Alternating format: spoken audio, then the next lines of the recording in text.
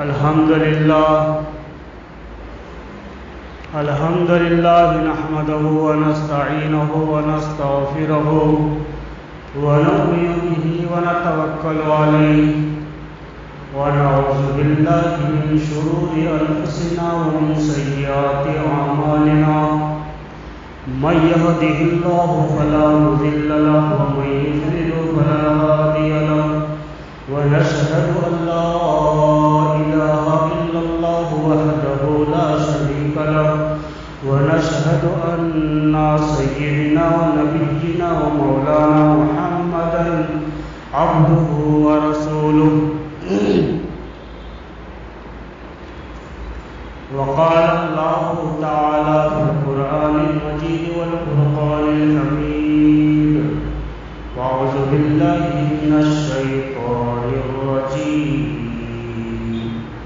بسم الله الرحمن الرحيم قل إن كنتم تحبون الله فاتبعوني يحببكم الله ويغفر لكم ذنوبكم والله غفور رحيم. وقال النبي صلى الله عليه وسلم كل بني آدم خطاء وخير الخطائين التائبون. محترم سامعین و مکرم حاضرین،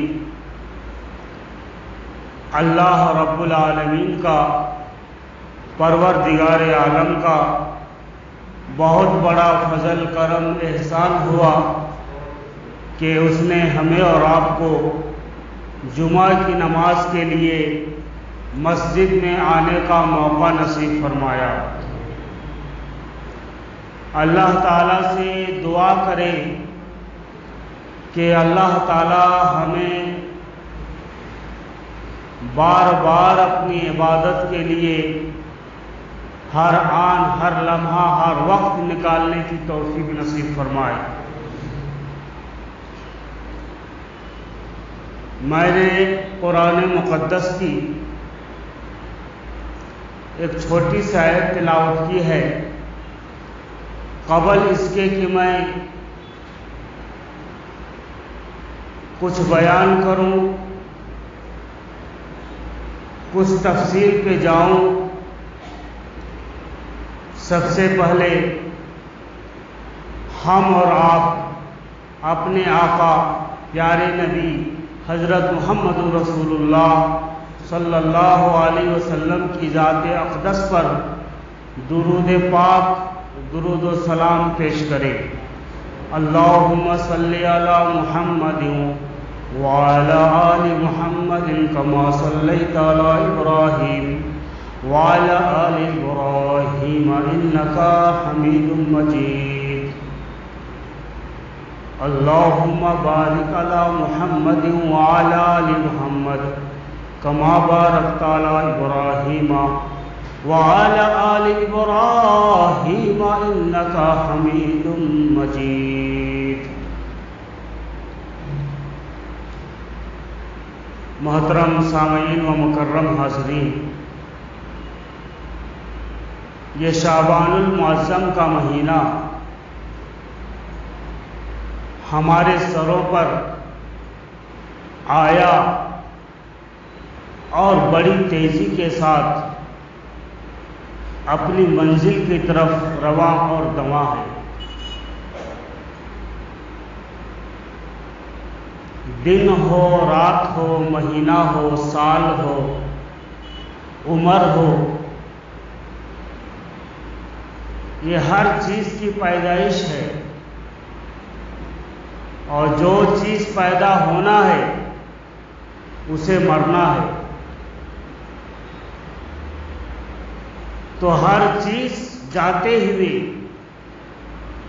ہمیں اور آپ کو یہ سبق دے جاتا ہے کہ جس طرح صبح ہوئی شام ہوتی ہے، اور شام ہوتی ہے، صبح ہوتی ہے۔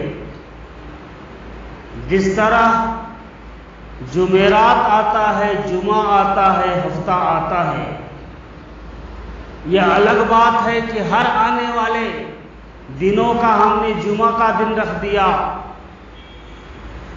لیکن یہ ہر چیز فانی ہے۔ ہمیں اور آپ کو یہ سبق دیتا ہے کہ جس طرح میں فنا ہو جاتا ہوں، اسی طرح تجھے بھی فنا ہونا ہے۔ تو بہر کیف یہ شعبان المعظم کا مہینہ بڑا ہی مبارک مہینہ ہے، بڑا بابرکت مہینہ ہے، اور اس مہینے کی 15ویں شب جسے ہم اور آپ گزار کر آگے بڑھ گئے، اس رات کے بارے میں قرآن میں اعلان کیا گیا کہ یہ بہت بڑی رات ہے، مغفرت و بخشش کی رات ہے۔ اسی طرح محترم دوستو، ہمارے اور آپ کے آقا، آقائے نامدار، مدینے کے تاجدار، احمد مختار جناب محمد رسول اللہ صلی اللہ علیہ وسلم شعبان کے آخری جمعہ میں یہ خطبہ فرمایا کہ اے لوگوں، تمہارے اوپر ایک مہینہ آنے والا ہے، اے لوگوں تمہارے اوپر ایک برکت والا مہینہ آنے والا ہے، عظمت والا مہینہ آنے والا ہے، جس مہینے میں ایک نیکی کرو گے تو 70 پاؤ گے۔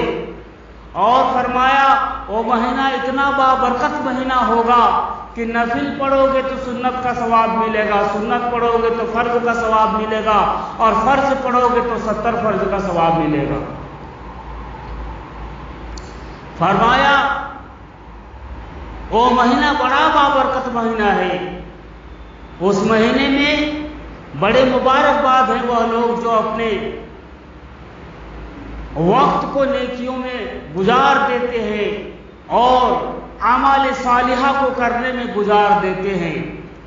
بڑے مبارکباد ہیں وہ لوگ جو خیرات اور صدقات دل کھول کر کے کرنے والے ہوتے ہیں۔ محترم دوستو، ہمارا اور آپ کا اس دنیا میں آنے کا مقصد ہے، اور وہ مقصد ہے اللہ کی عبادت، رسول اللہ صلی اللہ علیہ وسلم کی اطاعت۔ اگر اللہ کی فرما برداری، رسول کی اطاعت ہماری زندگی میں نہیں ہے تو محترم دوستو 100 سال جی کر کے بھی ہم بیکار ہے ہماری زندگی۔ اسی لیے ہمیں اور آپ کو ان وقتوں کو غنیمت جان کر آنے والے رمضان میں خاص کر کے ہمیں اور آپ کو اس کا استقبال کرنا ہے، اور اس کا استقبال یہ ہے کہ ہم اور آپ اپنے گناہوں پر نادم ہو جائیں، اپنے گناہوں سے توبہ کرنے والے بن جائیں، اور عزم مصمم کریں کہ رمضان کا ایک ایک لمحہ، ایک ایک گھنٹہ، ایک ایک دن ہم بڑے تلاوت میں، ذکر میں، فکر میں، توبہ میں گزاریں گے انشاءاللہ۔ اللہ تعالی ہمیں اور آپ کو بھرپور عبادت کی توفیق نصیب فرمائے۔ تو چونکہ یہ شعبان کا آخری جمعہ ہے، اس لیے اسی شعبان کے متعلق اور ایک دو واقعات جو معراج کے متعلق ہے اس کو بیان کروں گا، جس میں ہمارے اور آپ کے لیے عبرت ہے، نصیحت ہے، سبق ہے۔ محترم دوستو، اللہ سے دعا کیجیے کہ اللہ ہمیں حق بات بولنے والا بنائے۔ آقا نامدار حضرت محمد رسول اللہ صلی اللہ علیہ وسلم جب سفر معراج میں گئے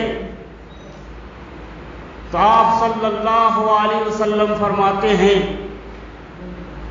کہ میں نے کچھ لوگوں کو دیکھا، میں نے کچھ لوگوں کو دیکھا کہ دھڑ تو انسانی ہے، دھڑ انسان کا ہے، دھڑ انسانی ہے، لیکن سر سور کی طرح، خنزیر کی طرح ہے۔ رسول اکرم تاجدار حرم اپنے ساتھی جبریل سے پوچھتے ہیں، جبریل بتا تو صحیح یہ کون لوگ ہیں جس کے دھڑ تو انسانی دکھائی دیتے ہیں لیکن سر سور اور خنزیر کی طرح ہے۔ آخر یہ ہے کون لوگ؟ جبریل علیہ السلام عرض کرنے لگے، اللہ کے رسول صلی اللہ علیہ وسلم، یہ آپ ہی کی امت ہے، لیکن آپ ہی کی امت میں سے وہ لوگ ہیں جو شراب کے عادی تھے، جو شراب پینے والے تھے۔ اللہ تبارک و تعالی ان کو سزا کے طور پر ان کے دھڑ کو انسانی تو رکھا، لیکن سروں کو اللہ تبارک و تعالی سور بنا دیا، خنزیر بنا دیا۔ تو شراب پینے والوں، اس واقعات سے اپنے آپ کے اندر عبرت لاؤ، توبہ کرو اس گناہ سے، ہمیشہ ہمیشہ کے لیے توبہ کرو کہ اللہ ہمیں ایسی خبیث چیزوں کی لت سے حفاظت فرمائے۔ محترم دوستو، ایک دور تھا، شرابی کو ڈھونڈے تو شراب پینے والے نہیں ملتے تھے، ہزاروں میں کوئی ایک دو مل گیا تو مل گیا۔ لیکن آج کا دور، یہ دور ایسا دور چل رہا ہے، فرمایا ایک ڈھونڈو تو ہزار مل جائیں گے۔ کتنے بھائی؟ ایک ڈھونڈو تو ہزار مل جائیں گے۔ محترم دوستو، اور بڑے دکھ کی بات ہے، بڑے افسوس کی بات ہے کہ شراب پینے والے کوئی اور نہیں بلکہ ہمارا بھائی، ہمارا دوست، ہم سے ملنے جلنے والا، روز ملنے جلنے والا، وہ شراب کا عادی بن چکا ہے۔ جو نام نہاد مسلمان کہلانے والے شراب کے عادی بن چکے ہیں۔ اور ماشاءاللہ آج کل کے نوجوانوں کی زندگی کیا بیان کروں۔ محترم دوستو، کالجوں میں جا کر کے دیکھو، تھیٹروں میں اور بڑے بڑے جگہوں پر جا کر کے دیکھو، ایک ایک شادی خانے میں شریک ہونے والے نوجوانوں کا جائزہ لو تو پتہ چلے گا کہ انہیں نشہ کا اس قدر نشہ اس طرح سوار ہے اور ایسے عادی بن چکے ہیں کہ دن رات نشہ کے فراق میں اور نشے کی تلاش میں رہتے ہیں، اپنے دوستوں کی تلاش میں رہتے ہیں کہ کون ہمارا دوست مل جائے کہ میں اس کے ساتھ مزے کرنے والے بن جاؤں۔ یہ ہمارے نام نہاد مسلمان، محترم دوستوں، کی نوجوانوں کی جماعت بہت اس کے اندر گرفتار ہے۔ اللہ تعالیٰ نوجوانوں کو ہدایت عطا فرمائے، ان کو صحیح راستے پر چلنے کی توفیق نصیب فرمائے۔ پھر آپ صلی اللہ علیہ وسلم آگے بڑھتے ہیں۔ آپ صلی اللہ علیہ وسلم فرماتے ہیں کہ میرا ہر جگہ پر استقبال ہوا، ہر فرشتوں نے مجھے مسکراتے ہوئے اور ہنستے ہوئے استقبال کیا۔ ہر فرشتوں کی زبان پر ایک ہی بول تھا، مرحبا مرحبا، خوش آمدید کے بول تھے۔ ہر فرشتوں نے مجھے مسکرا کر کے اور ہنستے ہوئے استقبال کیا۔ لیکن ایک جگہ پر جب میں پہنچا، وہاں کا فرشتہ تو مجھے سلام تو کیا، لیکن اس کے چہرے پر مسکراہٹ نہیں تھی، وہ ہنستے ہوئے استقبال نہیں کیا، مرحبا کے الفاظ نہیں کہے، خوش آمدید کے بول نہیں بولے۔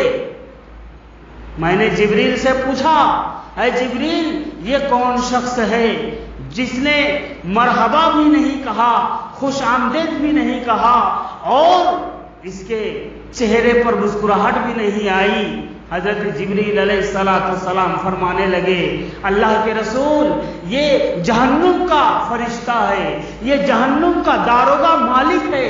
اے اللہ کے رسول، یہ فرشتہ وہ فرشتہ ہے جس کو اللہ تبارک و تعالیٰ نے جب سے پیدا کیا ہے، جب سے اب تک میں نے کبھی اس کے چہرے پر مسکراہٹ نہیں دیکھی، میں نے کبھی اس کو ہنستے ہوئے نہیں دیکھا، میں نے کبھی اس کے چہرے پر مسکان کے آثار نہیں دیکھے۔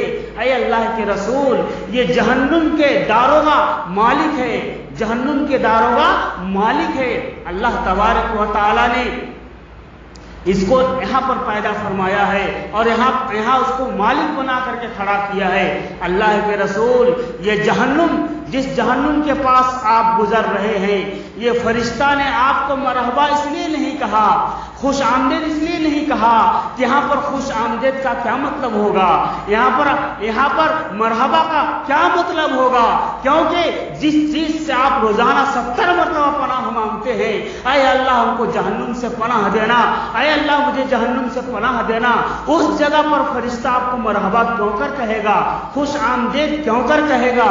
اے اللہ کے رسول، یہ جہنم بڑا خطرناک جگہ ہے، بڑا بھیانک جگہ ہے اور بڑے عذاب کا مرکز ہے، اس میں دکھ ہی دکھ ہے، اس میں تکلیف ہی تکلیف ہے، اس میں اذیتیں دی جاتی ہے۔ اے اللہ کے رسول، اس لیے اس نے صرف آپ کو سلام کیا، مرحبا کا بول اور خوش آمدید کے بول نہیں بولے۔ تو محترم دوستو، وہ جہنم سے ہمیں اور آپ کو بھی پناہ مانگنا ہے، جو نبی کو اللہ تبارک و تعالی نے مصفى اور مجلہ بنا کر کے بھیجا تھا اور گناہوں سے پاک اور مطہر بنا کر کے بھیجا تھا، وہ ہمارا اور آپ کا نبی روزانہ نماز کے بعد 70 مرتبہ استغفر اللہ پڑھتا ہے اور اللہ سے دعا کرتا ہے کہ اللہ مجھے جہنم سے حفاظت فرمانا۔ تو محترم دوستو، آپ کے لیے جہنم نہیں بنایا گیا بلکہ آپ کے صدقے میں جہنم بنایا گیا، آپ کے لیے جنت نہیں بنایا گیا بلکہ آپ کے طفیل کی جنت کو بنایا گیا، آپ کے لیے زمین اور آسمان کو نہیں بنایا گیا بلکہ آپ کے طفیل میں زمین اور آسمان کو بنایا گیا ہے۔ وہ تو ہمارے لیے اللہ تبارک و تعالیٰ نے زمین کو بنایا، آسمان کو بنایا، جنت کو بنایا، جہنم بنایا اور ساری چیزوں کو تو ہمارے لیے بنایا، لیکن یہ ساری چیزیں بنے کس کے لیے؟ محمد عربی صلی اللہ علیہ وسلم کی ذات اقدس کے طفیل بھی بنائے۔ تو بہرکیف محترم دوستو، پھر آپ صلی اللہ علیہ وسلم آگے بڑھتے ہیں۔ جب آپ آگے بڑھتے ہیں تو بہت ساری چیزوں کا آپ نے سیر و تفریح کیا، آپ کو جنت کی سیر کرائی گئی۔ آپ صلی اللہ علیہ وسلم فرماتے ہیں کہ میں اور میرا ساتھی جبریل دونوں ساتھ چل رہے تھے، جنت میں ساتھ سیر و تفریح کر رہے تھے۔ اتنے میں کسی تیسرے قدم کی آواز سنائی دیتا ہے۔ مجھے تعجب ہوا، مجھے حیرت ہوئی کہ یہاں تو میں ہوں، جبریل ہے، تیسرا کوئی فرد یہاں موجود نہیں ہے، ہم دونوں کی چلنے کی آواز آنی چاہیے، لیکن یہ تیسرے کون شخص کی جوتوں کی، کس کی جوتوں کی آہٹ ہے، کس کے قدموں کی آہٹ ہے جو میں محسوس کر رہا ہوں، جو میرے کان میں آواز آ رہی ہے، یہ کون شخص ہو سکتا ہے؟ آپ صلی اللہ علیہ وسلم نے جبریل سے پوچھا، اے جبریل، میں محسوس کر رہا ہوں، مجھے آواز آ رہی ہے کسی تیسرے شخص کی جو ہمارے سے آگے چل رہا ہے، مجھ سے آگے چلنے والا کون شخص ہے جس کی جوتی کی آواز آ رہی ہے، قدموں کی آہٹ کی آواز آ رہی ہے، یہ کس کی آواز ہے؟ حضرت جبریل علیہ السلام کہنے لگے، اے اللہ کے رسول صلی اللہ علیہ وسلم، یہ کوئی اور نہیں بلکہ آپ کا غلام حضرت بلال حبشی رضی اللہ تعالیٰ عنہ ہے۔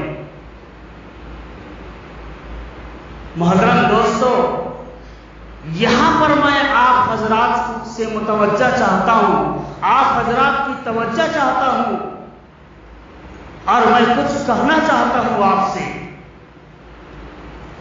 حضرت بلال کون تھے؟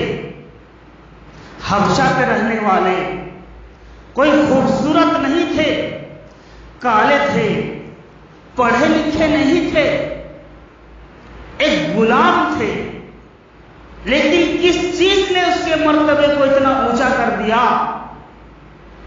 محترم دوستو، میں آپ حضرات کی توجہ چاہتا ہوں۔ جنت پوچھتا ہے بلال سے، جنت پوچھتا ہے کملی والے محمد مصطفیٰ صلی اللہ علیہ وسلم سے، جنت سوال کرتا ہے، اے آقا، اے میرے حبیب، اے اللہ کے دلارے، آپ یہ تو بتائیے کہ یہ بلال کرتا کیا ہے، یہ بلال کا پیشہ کیا ہے، یہ بلال کی مصروفیت کیا ہے؟ جنت پوچھتا ہے، جنت پوچھتا ہے پیارے نبی حضرت محمد رسول اللہ صلی اللہ علیہ وسلم سے۔ محترم دوستو، آواز آتی ہے، کملی والے محمد رسول اللہ جواب نہیں دیتے، بلکہ جبریل جواب دیتا ہے، اے جنت تو سن، اے جنت تو سن، یہ بلال کرتا کیا ہے؟ بلال تو مسجد نبوی کا مؤذن ہے۔ بلال کا کام کیا ہے؟ اذان دینا اس کا کام ہے۔ بلال کی مصروفیت کیا ہے؟ مسجد کی صفائی ہے، مسجد کے در و دیوار کو، مسجد کے در و دریچوں کو صاف کرتا ہے، جسے لوگ حقارت کی نگاہ سے دیکھتے تھے، جسے لوگ مؤذنین کو آج بھی لوگ حقارت کی نگاہ سے دیکھتے ہیں، نظر انداز کرتے ہیں اور ان کی عزت نہیں کرتے، اس کی قدر و قیمت کو نہیں جانتے۔ فرمایا الم یعن للذین آمنوا ان، بہرکیف محترم دوستو، جو لوگ مؤذنین کی، اماموں کی عزت نہیں کرتے، اس واقعات سے سبق لے کہ دنیا والوں، اگر تم میرے مؤذنین کی عزت نہ کرتے ہو تو مت کرو، میرے اماموں کی عزت نہ کرتے ہو تو مت کرو، لیکن اللہ تبارک و تعالیٰ نے سفر معراج کے موقع پر کملی والے محمد مصطفیٰ صلی اللہ علیہ وسلم کو بتا دیا کہ اے نبی صلی اللہ علیہ وسلم، دیکھ آج تیرا غلام آج دیتا تو اذان ہے، کام تو مسجد کی صفائی کرتا ہے، دریچوں کی صفائی کرتا ہے، لیکن آج اس کی یہ شان ہے کہ آپ کے آگے آگے اس کے قدموں کی آہٹ آ رہی ہے۔ تو محترم دوستو، پتہ یہ چلا کہ ہمیں اور آپ کو مؤذنوں کی قدر کرنی چاہیے، اماموں کی قدر کرنی چاہیے۔ جب تک یہ قوم اماموں کی، مؤذنوں کی قدر کرتی رہی، وہ عروج کی بلندیوں پر پہنچتا رہا، اور جب سے یہ قوم مؤذنوں کی قدر کو چھوڑ دیا، اماموں کو گھٹیا سمجھنے لگا، مؤذنوں کو نظر انداز کرنے لگا، یہ قوم نیچے گرتے ہوئے چلی گئی۔ اور خدا کی قسم، اس وقت تک نیچے گرتے رہو گے جب تک تمہارے دلوں کے اندر ایک علماء کی قدر نہ آئے گی، ایک مؤذن کی قدر نہ آئے گی، ایک اماموں کی قدر نہ آئے گی، ہم اور آپ بھی نیچے گرتے چلے جائیں گے۔ اور آج جو ہم کرونا وبا کی بیماریوں میں جو مبتلا ہے، محترم دوستو، یہ کیا ہے؟ یہ کیا ہے؟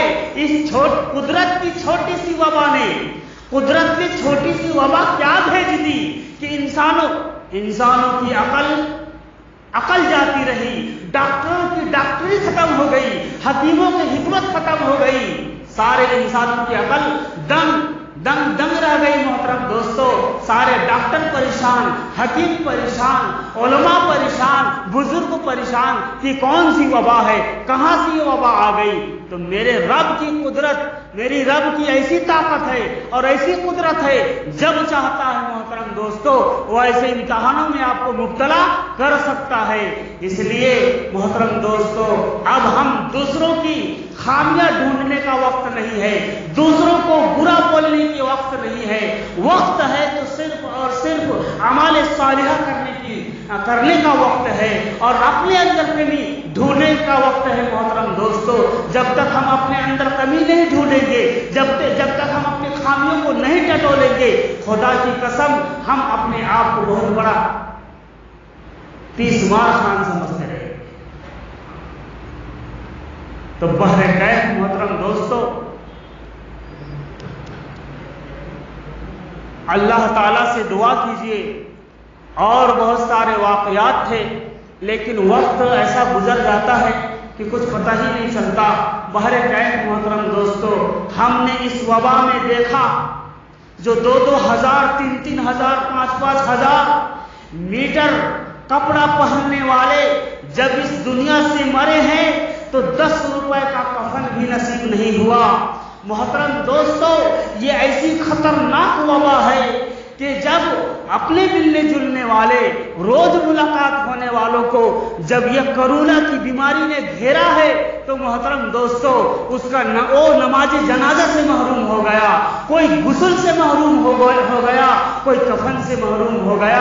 تو آج ہم نے سینکڑوں لوگوں کو بغیر نماز جنازہ کے دفن ہوتے ہوئے دیکھا ہے، بغیر غسل کے دفن ہوتے ہوئے دیکھا ہے، بغیر کفن کے دفن ہوتے ہوئے دیکھا ہے۔ کیا یہ ہمارے لیے عبرت کا مقام نہیں ہے؟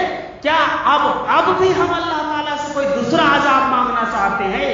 محترم دوستو وقت ہے، قرآن ہم سے پوچھتا ہے کیا تمہارے لیے وقت نہیں آیا ہے توبہ کرنے کا؟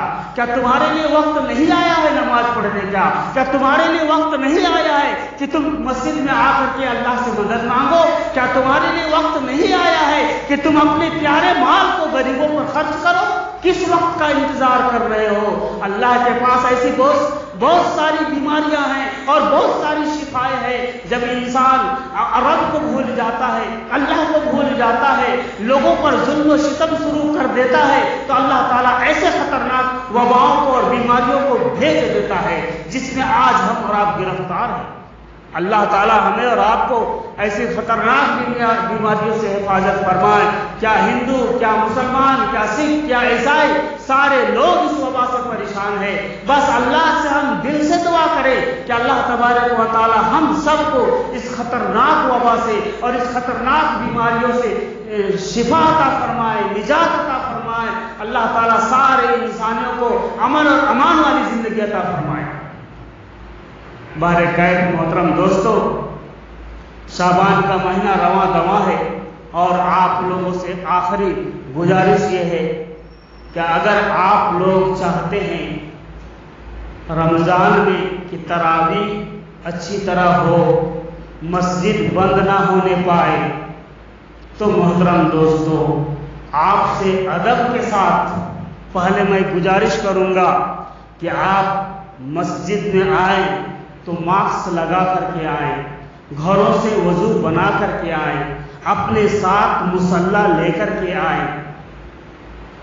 اگر آپ اس طرح کے عمل نہیں کریں گے تو ہمارے جو غیر لوگ ہیں وہ لوگ بھی ہمارے اوپر نظر جمائے بیٹھے ہوئے ہیں کہ ان لوگوں سے کب غلطی ہو جائے کہ ہم اذان بند کر دیں، ان سے کب غلطی ہو جائے کہ ان کی مسجدوں کو ہم بند کر دیں۔ ہم اور آپ کو ان کو موقع دے رہے ہیں، اور یہ تو جس حکومت میں آپ رہتے ہیں، جس دیش میں آپ رہتے ہیں، اس دیش کا اگر حاکم بادشاہ اگر کسی بات کو کرنے کا حکم دے تو آپ بیماری ہونے دو یا نہ ہونے دو، سمجھ میں آنے دو یا نہیں آنے دو، آپ کو حکومت کی بات ماننا ہے۔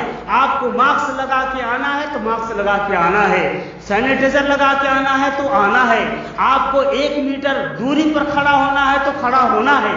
آپ کو سمجھ میں آنے دو یا نہیں آنے دو۔ اگر آپ چاہتے ہیں کہ ہماری مسجد بند نہ ہو، ہماری تراویح بند نہ ہو، رمضان کے گلزار بند نہ ہو، تو آپ کو چاہیے کہ جب بھی آپ مسجد آئیں ماسک لگا کر کے آئیں، اور کم سے کم 1-2 فیٹ کے فاصلے پر آپ صفوں کو کھڑا کیجئے، اور مصافحہ بھی مت کیجئے، کسی کے ساتھ ہاتھ مت ملائیے تھوڑے دنوں تک۔ محترم دوستو، جب تک یہ بیماری کی